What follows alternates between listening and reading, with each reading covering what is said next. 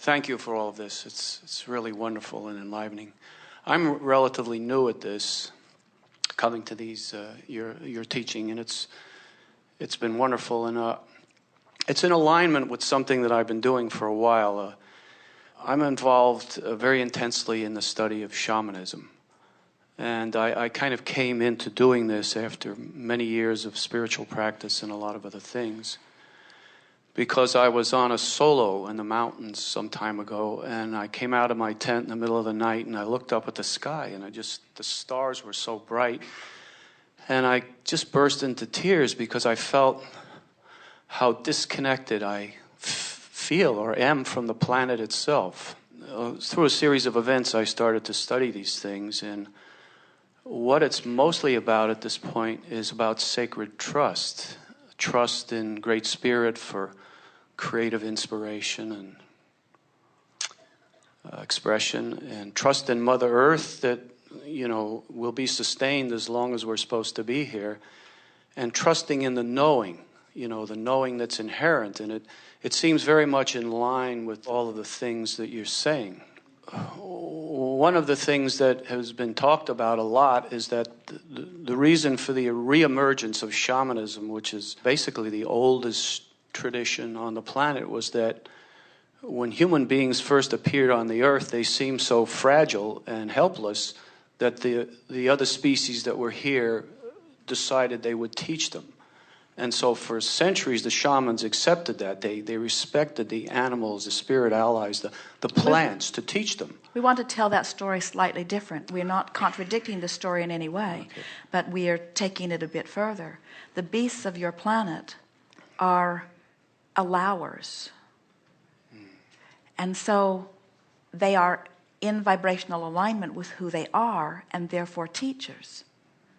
In other words, the reason that animals, especially in the wild, make such wonderful teachers is because they don't fuss and worry about things. They don't hold grudges. They are not deliberate creators in the sense that human is, so they don't get crossways of their natural current. And that is the message that they teach. That's why when people get tuned in to who they are, they recognize the alignment in others. So you stood out there that night and looked at the stars and you wept, because in that moment in time, you were for a moment aware of the vibration of who you really are, and the vibration of who your life and your focus upon it was allowing you to be. And you felt that discord and gave birth to a powerful desire to know who you are. And so those shaman that you talk about, when they come into alignment, as they so often do, in their alignment, as they look out into the world, they see the alignment, because from your place of alignment you see alignment, and that's why they saw the beasts of your planet as the great teachers that they are, you see. And yes, so what a lot of this has been talking about is because of this basic disconnection, that it appears the human race is disconnected from the earth, and that as a species, the evidence, if you look around, it seems to be mostly we're destructive. We destroy other species. We use them. We use the planet as a big hunk of water and mud, and it's actually a living being. But here's the thing that we want you to hear. Even though that may be true, and even though you're collecting data that speaks to the evidence of that, as you try to don your shamanistic perspective of source, that's not the way the source within you tells the story. The source within you tells the story that the earth is living, and that it is evolving, and that the balance does keep occurring. In other words, don't you find it remarkable that here you all are, you can't even begin to speak the history of this planet as you try to dig up things and then go backwards from it. This planet is still in the state of becoming. It will serve you beyond your ability to rationally even understand years or centuries.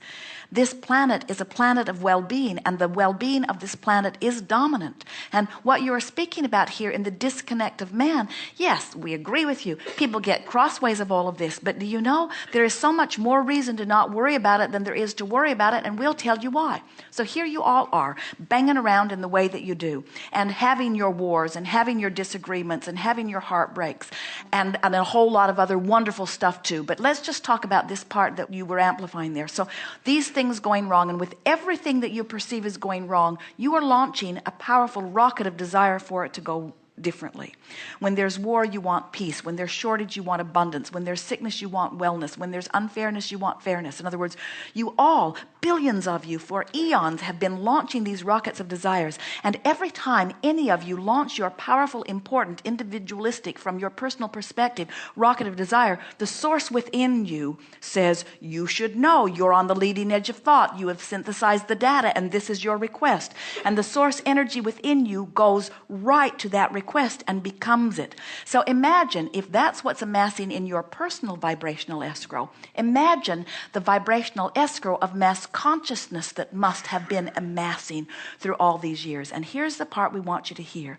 It is from that vibrational stance that new energies are coming forth. It's from the best that you have become that the consciousness of the new ones coming in are coming forth from. That's the consciousness of your beasts. It's the consciousness of your babies. It's the consciousness of those like you who are coming every day more into vibrational alignment.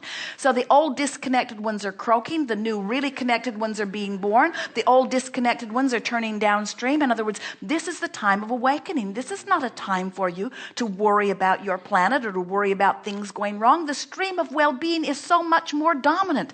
The stream of well-being, the call of source, that is the stream, and that is the stream that law of attraction is dominantly responding to. That's why when you get crossways of it on some silly little thing that is insignificant, it makes you not breathe. It hurts your foot. It doesn't let the money in. In other words, you can't get cross current of this. This stream is too powerful. This is not Disneyland, friend. The stream will never be turned off.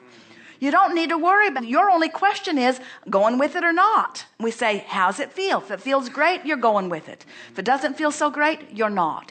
It is that simple. This is an environment of well-being. There is no source of not well-being. There is only a source of good. There is not a source of bad. There is only a source of wellness. There is not a source of illness. But if you get cross current of that stream, then you tell a different story, you see. And so then as you run around the planet and you look for pockets of things going wrong, you hold yourself for the time of that attention upstream from it. And that's all right. That's sort of what you plan to do. You said, I'll look for what's wrong so that I'll ask for what's right. It's all part of the process of this joyous evolution. But we want you to understand it can't go wrong. It can't go wrong. As wrong as it can get is that you can keep yourself from going with the right of it. As bad as it can be is that you don't let yourself go with the good of it. That's as bad as it can be. And oh, the party we have when you croak. And the laughter that abounds as you say again and again, all that grief over nothing. All that guilt for no reason. All that worry for no reason. And then what do? You say, ready to go again, ready to go again, ready to go again, ready to go again, ready to go again. You don't say, didn't like that. Didn't like that one bit, because from your place of connection, you see it all clearly. You know it, you feel it, you are it, you see.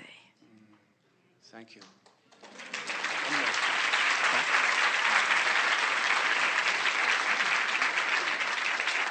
So if we're infinite, our desires can be infinite. They are. And happiness is in alignment with them. Right. So to feel all the desires that we want to feel is A-okay. It's not like, we shouldn't feel the desires because we already got...